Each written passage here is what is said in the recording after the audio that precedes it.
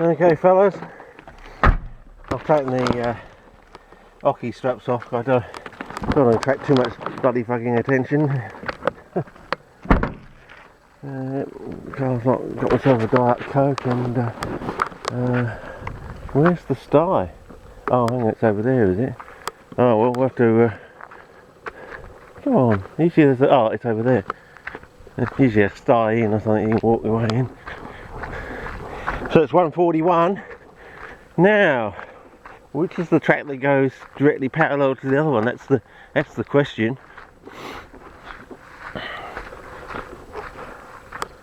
So yeah, is it this one going that way?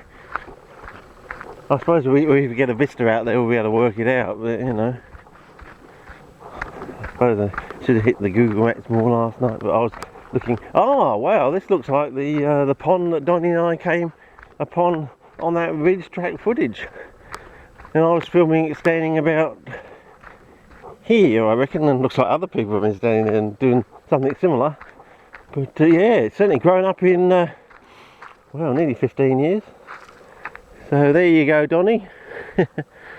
Well, maybe we'll come back and see if there's any well, any pigs that grow up from seed along the, or maybe this is where I should put the Minkawa ones and put the mountain bulb ones out at Blewett Springs or something. I mean, they're native, they're local. It's just yeah, that fills up with water to some extent, and of course the tea tree will eventually suck the moisture out of the ground. But is this the track now? No, I suppose that's not the track then. That's just a spur off the track. Yeah, I've got a few titles floating around in my head for these clips. Just a spur off the track. But, no, I think the track we want is back there, so we'll just walk back. And sorry about that, fellas. Run the card out, I suppose. Getting onto the track. And so I'm just going to go down the track, and if it doesn't look interesting, I'm going to go back to that other one and go down to that pylon area that looks more interesting. You know, break the back of the thing, and so that once we really get into the season and things start growing on that wet wall, you know, we would have had, you know, explored the area pretty much, so we don't make any dumb mistakes, you know, like we have in the past. So yeah, say goodbye to the bubble for a while. I think that's my filming on the roof done for today, because as I said, I'd just be wasting footage until I find out which is the right setting and whether it works or not. I'm assuming you can actually hear me now, because I've still got the camera. I've still got the camera taped up. I was thinking of leaving it like this, but since I'm not going to do any more filming, maybe I can take these things off. I think it goes to the cotton wool, and basically what I do is take the wide angle off there like that, put that back on there, and hopefully we're back to full super duper stereo. So if any birds make any nice bird call sounds, you'll be able to pick them up with your earphones on. Well, I do suggest you do buy yourself a pair of earphones for my clips, because it's the best part of my camera, and also make sure you're on the right setting, because every time I close the computer down or something, when it fires up again, it goes on to another setting, and I have to and it's so subtle, you're not quite sure until you switch over to the previous setting that I had it on. Oh wow, that's even better, you know, sort of situation. But yeah. Anyway, at least it gives ideas for other people like Gideon on this side of the world. I mean, I don't know what sort of camera he has.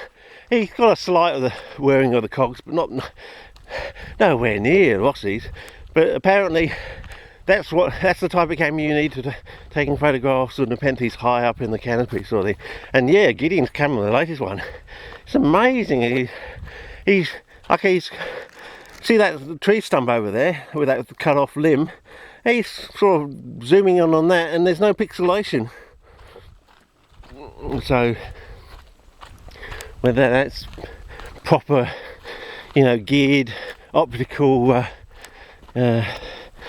zoom or resolution, I don't know, but See, I'm looking for the track that's supposed to go straight out there in parallel with the thing, so I assume we haven't actually got to it yet.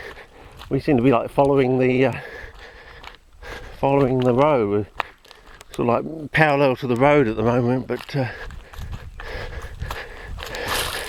the sunnage today is absolutely stunning, and it's supposed to be like that for the rest of the week.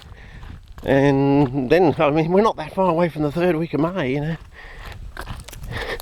And when I say the third week of May, I really, in my mind, it's really,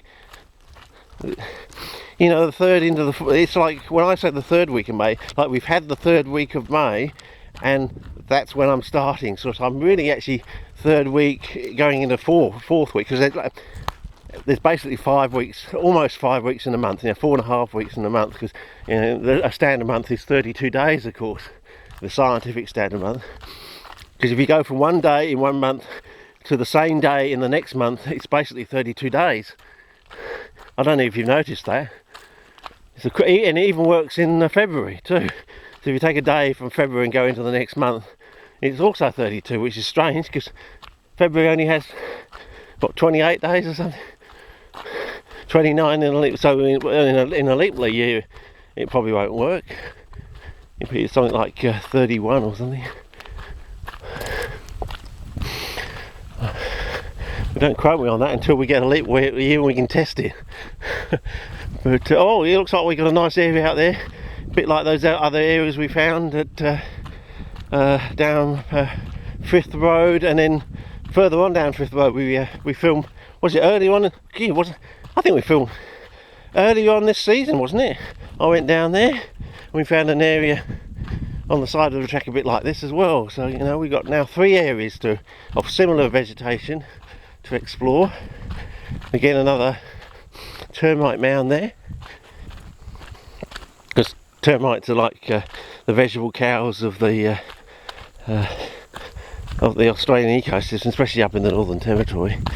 And so they only discovered this fairly recently, that after a heavy rain the soil basically opens up and all these termites come out. And of course that is, as Sean will probably be glad to know, that's the food resource for all the Australian lizards, and that's why we have so many lizards in Australia. I think the only other country that has as many, or getting to that level, is it New Caledonia or Vanuatu? I keep getting those two confused. It's one of those islands that broke off from Australia. Oh, look at that. Now that looks like we're going to get a lot of poolage of water there.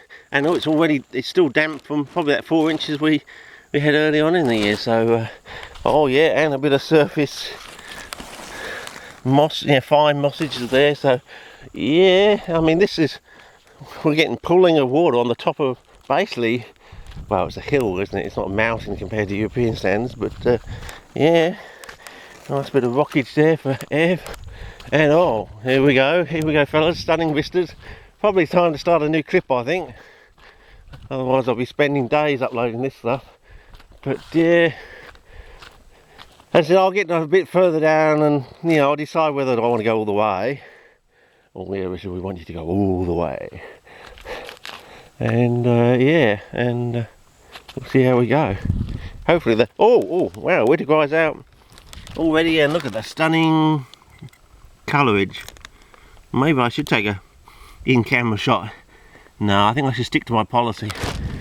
No more in-camera shots.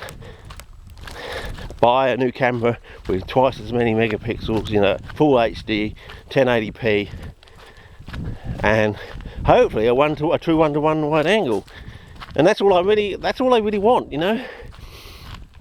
Something that matches the detail I can see with my eye and the ratio aspect of my eye, and that's all I want. I'm not a greedy person. That's all I want. That would satisfy me, you know. You know. So on the screen at home on a nice, well, I think my standard TV like, it would be 78. Is it 78 inches or something? That would do me down to the ground. I don't think I want anything bigger than 78 inches.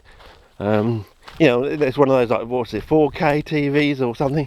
That would do me. After that, I think you're being greedy. And I'm not a greedy person, you see. I just want what matches nature, sort of thing. And what's natural to me is what I want, you know. You know, so what I saw in the bush as a child in Western Australia, I just would like to record it the way I saw it back then, in that sort of what I had with childhood eyes, I suppose. I noticed sorting out those glid seeds the other night and the other day. Yeah, I don't know. I'm probably getting to that stage of my life when, you know, my eyes are going to start fading a little bit. But what with all that, did I actually start a new clip? What with all that looking at pygmy sundews in the bush when I was a kid, you know, my eyes developed. I ended up, when was it, in my early 20s, I think I got tested. You know, I had 21, 22 vision in my two eyes, diopters in my eyes or something. So in one eye I'm one diopter over the normal, and in the other eye I'm two diopters over the normal, the so-called 20/20 vision. So that's probably from the looking at all those pygmies and the sundews on the ground as a child, and just spending hours and hours and hours in the bush after school, during the week, weekends, school holidays, you name it, I was out there, you know. And I also acted a normal life, well, to some extent as well. So, you know, Chinese puzzle boxes, dehydrated worms, you know, fluorescent pens, silly putty, you know, what was it, slime. Oh gee, that was slime. I still remember that was the biggest thing in my childhood over in Western Australia. The slime craze lasted basically 6 months, which is, in a child's life, when one Christmas to the next is like an eternity, 6 months was like almost like forever sort of thing, you know. It just went on and on and on. I even have trading cards of superheroes and things like that. I dug up the other day when I was going through my box looking for the 3D slides. I found them again, so I might actually make a little album and, you know, I'll photograph them properly, sort of thing. And they're sort of like the superheroes from Marvel and all that, saying funny phrases and sort of thing. I got a few. I don't know if I had the whole set or not, but you know, we were trading them, sort of thing. But you know, it was sort of like trading amongst the other kids when I wasn't really into the trading thing. I was into the characters. I wasn't into the trading for the trading's sake. I was interested just to see the other characters and all that sort of stuff. You know what I mean? I still remember at the time I was sort of out of the circle in that way, because I wasn't really into that sort of aspect of it. I wasn't really a collector. I suppose the same is for CPs. I'm not really a collector of CPs, and wow, that looks like it's interesting on that wall down, that sort of slope down there at 45. That might be worth a look later on in the season. But I don't know, fellas, maybe look out at the vista there. We get look back on the wall from here, and I think that's going to be it for today. I don't really want to go much further, having, you know, done all the hassle of setting up the test runs for the and geez, what's all that dead vegetation over there? Is that one of the remains of a bushfire, or is there some European tree that's just dropping its leaves or something out there? That's interesting.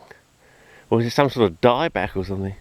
But maybe I might just go down there, squeeze, we might see something around the corner and have a visual back there. I'll start a new clip and then I'll call it quits on this track, and we'll shoot down the road to the one we know and go out that sort of, you know, that pylon track.